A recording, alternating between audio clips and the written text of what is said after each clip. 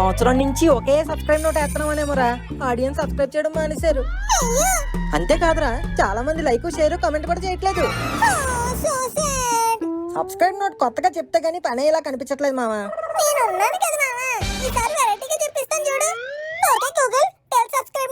మా Funmoji facts channel మీ IP పుడే subscribe చేసుకుని పక్కనే అన్న గంటని గంటగా కొట్టాలి.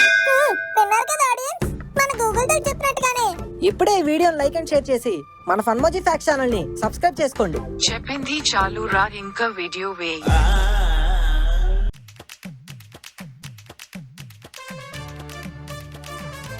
ఇది కళా నిజమా? వీడేంటి? వీడి చేతిలో ఈ బుక్ ఏంటి? ఒరే అన్నయ్య, డిస్టర్బ్ చేయకు. అసలుకే నాకు ఈ బుక్ అర్థంగా ఏడుతుంటే. నేనున్నానుగా, నీ ఏడుపు నేను ఆపుతాగా. అంటే నీకు ఈ బుక్ చదవడం తెలుసా?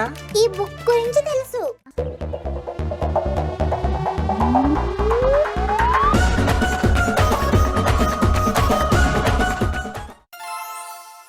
వాయినిచ్ మనుస్క్రిప్ట్. ఈ బుక్ లో రాతలు ఉంటాయి, గీతలు ఉంటాయి, కానీ అవి ఎవ్వరికీ అర్థం కావు. వరల్డ్ లో అనేక మిస్టరీ బుక్స్ లో ఇది కూడా ఒకటి.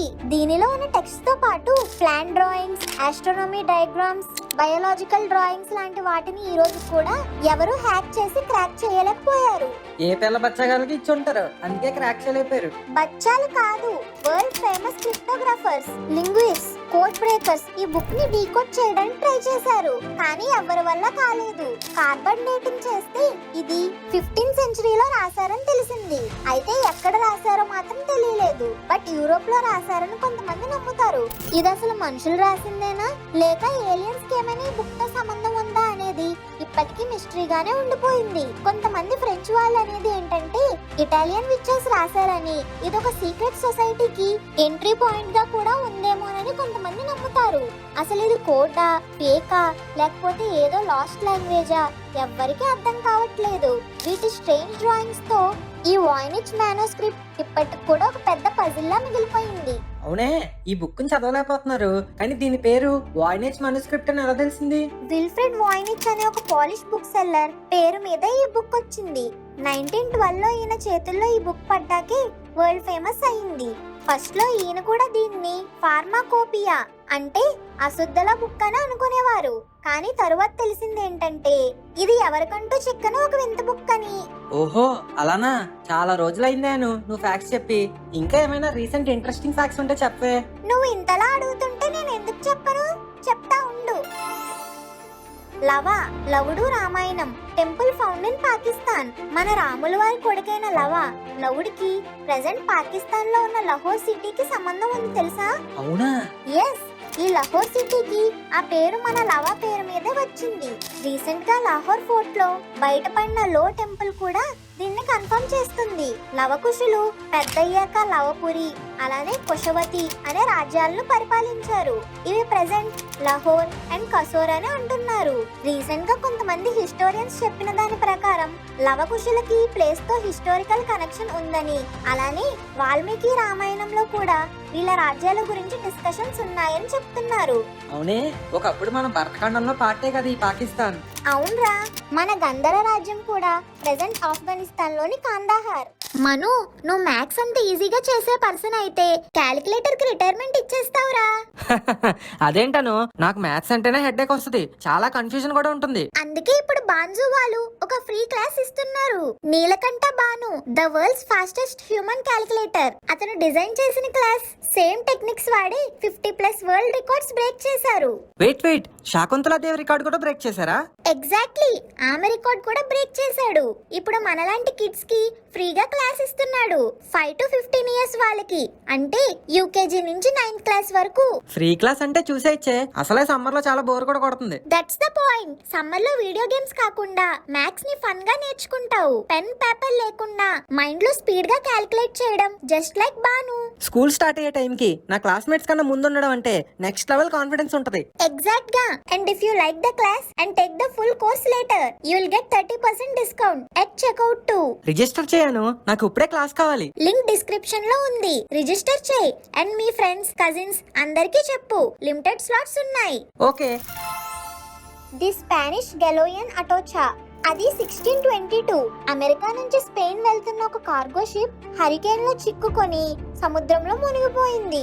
మునిగిపోతే ఇందులో పెద్ద వింతే ఉంది. ఆ షిప్ లో $500 billion worth gold, silver and emeralds ఉన్నాయి. ది స్పానిష్ గెలోయన్ అటోచా ఒక స్పానిష్ కార్గో షిప్ బస్తాల కొద్ది gold, silver and emeralds, copper, weapons ని తీసుకొని అమెరికా నుంచి స్పెయిన్ కి వెళ్తుంది. ఫ్లోరిడా కీస్ దగ్గరకు వచ్చాక ఒక హరికేన్ వల్ల మునిగిపోయింది.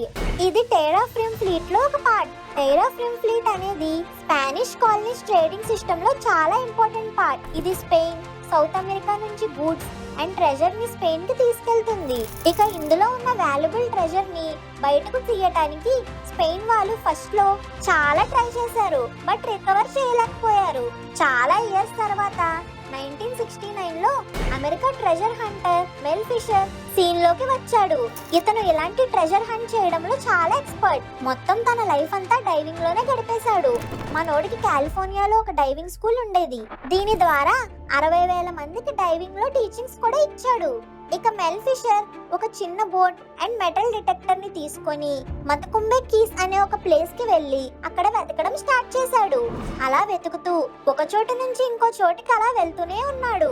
అలా వెతుక్కుంటూ 1 ఇయర్ గడిచిపోయింది. 1,00,000 మైల్స్ కూడా అయిపోయాయి. కానీ ట్రెజర్ మాత్రం ఎక్కడా దొరకలేదు. అప్పుడు హిస్టోరియన్ అయిన యుజిన్ లియోన్ మన ఫిషర్ కి హెల్ప్ చేశాడు. స్పానిష్ ఆర్కీవ్స్ సివిల్ లో అటోచా ఎక్కడ మునిగిపోయిందో ఇన్ఫర్మేషన్ ఉందని అతనికి చెప్పాడు. అక్కడికి వెళ్ళిన ఫిషర్ కి ఒక డాక్యుమెంట్ దొరికింది.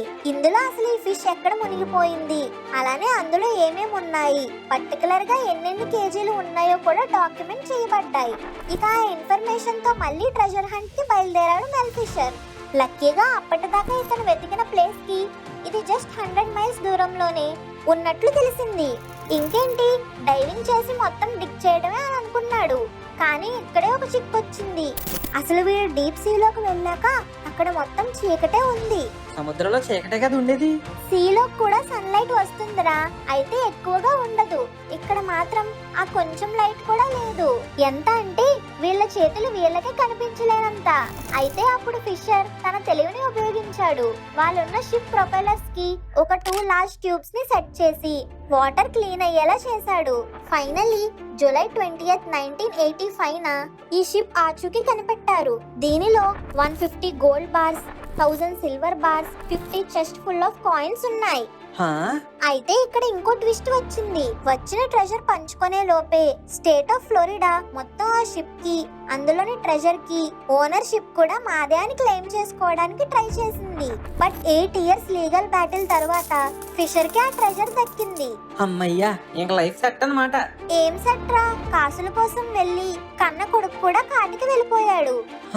అవునరా, 1975 లో ఫిషర్ కొడుకుతో పాటు ఇంకో 2 క్రూ మెంబర్స్ ట్రెజర్ కోసం వెళ్లారు. అయితే అక్కడ క్యానాన్స్ దొరికాయి. అలా క్యానాన్స్ తీసుకొని రిటర్న్ అవుతుండగా దారి మధ్యలో వీళ్ళ బోట్ షిప్ కు తగిలి మునిగిపోయి చనిపోయాడు. అయ్యో పాపం.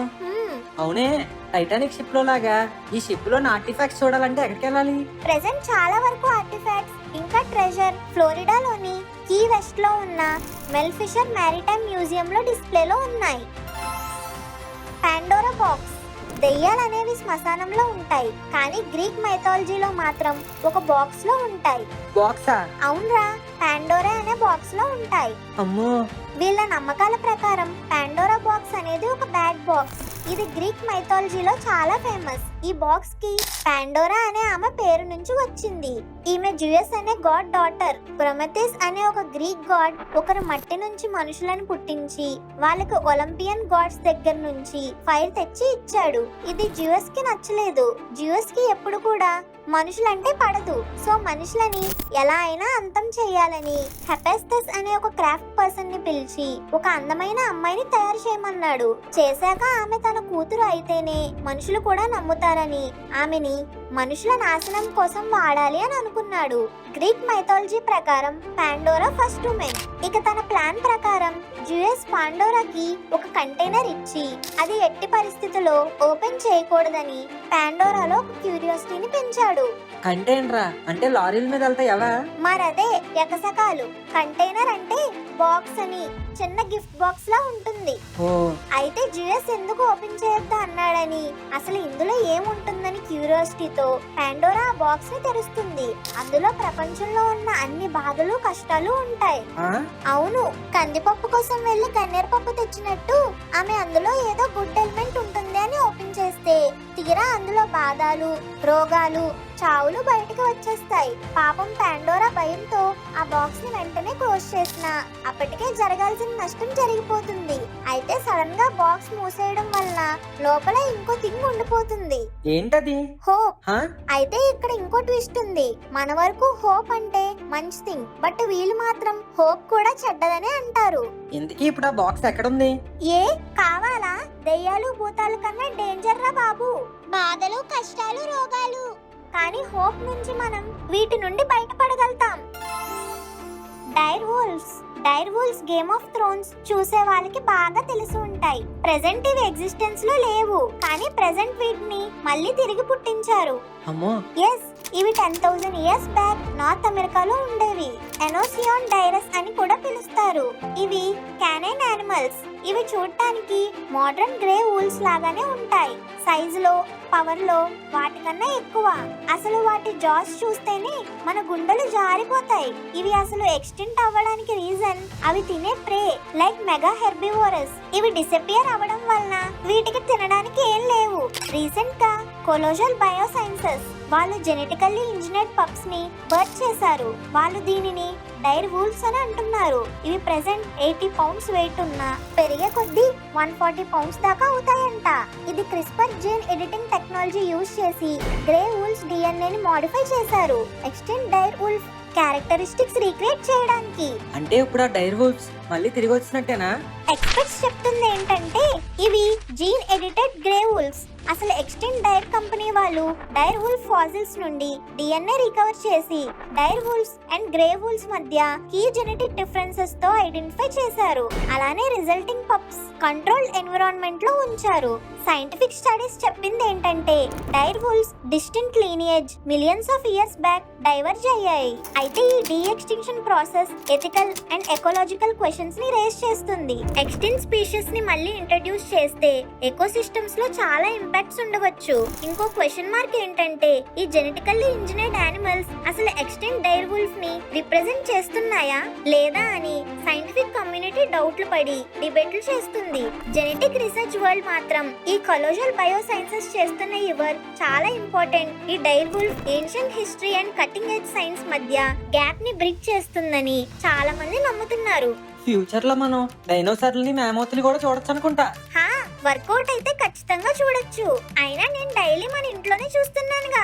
అమ్మా చూడవే ఇది. చూసారుగా ఫ్రెండ్స్, ఇది ఈ రోజు మన వీడియో. ఈ వీడియో కనుక మీకు నచ్చినట్లయితే వెంటనే ఈ వీడియోని లైక్, షేర్ అండ్ కమెంట్ చేసి మన ఫన్మోజీ ఫ్యాక్ట్స్ ఛానల్ ని సబ్స్క్రైబ్ చేసుకోండి. అలానే పక్కనే ఉన్న గంట సింబల్ కొట్టడం మాత్రం మర్చిపోకండి.